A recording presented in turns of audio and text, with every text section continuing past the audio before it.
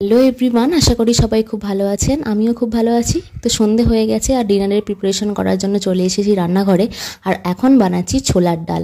আসলে ওবেলায় এঁচড় বানিয়েছিলাম, সেটা পরিমাণে একটুখানি কম হয়ে গেছে, সেই কারণে ছোলার ডালটা বানাচ্ছি। আর আজকে ছোলার ডালটা মিষ্টি মিষ্টি করে না, একটু ঝাল ঝাল করে বানাবো। তার জন্য এর মধ্যে আমি দিয়ে দিয়েছি পেঁয়াজ কুচি, রসুন কুচি আর লঙ্কা কুচি, আর দিয়ে দেবো একটা বড় সাইজের টমেটোকে কেটে, আর দিয়ে দেবো 1 চামচ হলুদ গুঁড়ো, জিরে গুঁড়ো, ধনে গুঁড়ো আর স্বাদ মতন নুন।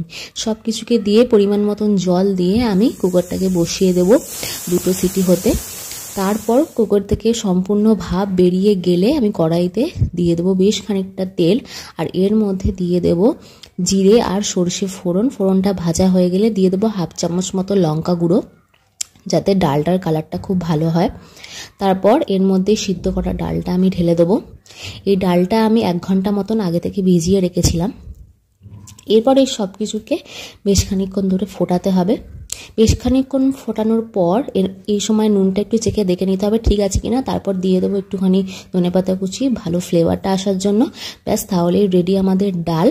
এই ডালটা রুটি, লুচি, পরোটা সব কিছুর সঙ্গেই পারফেক্ট হয়। বানিয়ে অবশ্যই দেখবেন। আর যদি ভালো লেগে থাকে ভিডিওটা অবশ্যই কমেন্টে জানাবেন। ততক্ষণ ভালো থাকবেন, টাটা।